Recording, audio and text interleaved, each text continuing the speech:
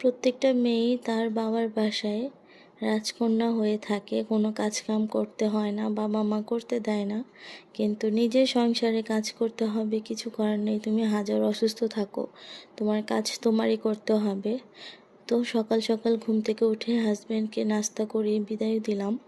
এরপরে রান্নার জন্য প্রস্তুতি নিচ্ছিলাম, গ্যাস একদমই নাই, তারপর রান্না বসায় দিয়েছি। এর মধ্যে দেখি লবণ শেষ হয়ে গিয়েছে।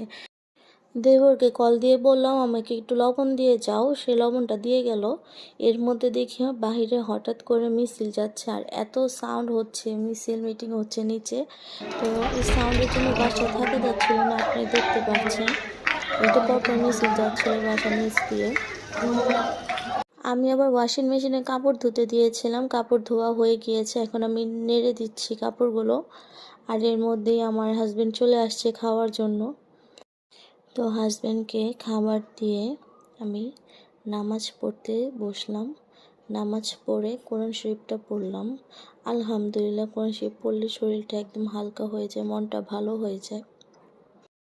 যারা নতুন দেখছেন আমার ভিডিও, অবশ্যই লাইক কমেন্ট শেয়ার করবেন এবং আমার পাশে থাকবেন। আর যারা ইউটিউব থেকে দেখছেন, অবশ্যই সাবস্ক্রাইব করে দিবেন।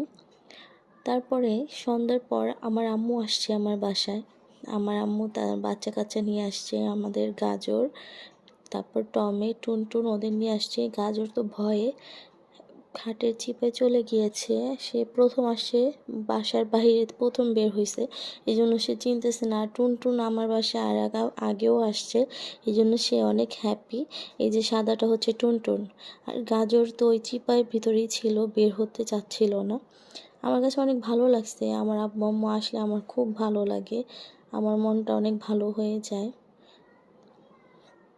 এই তো আমার আব্বু দুষ্টামি করতেছিল। সবাই ভালো থাকবেন, আল্লাহ হাফিজ, আসসালামু আলাইকুম।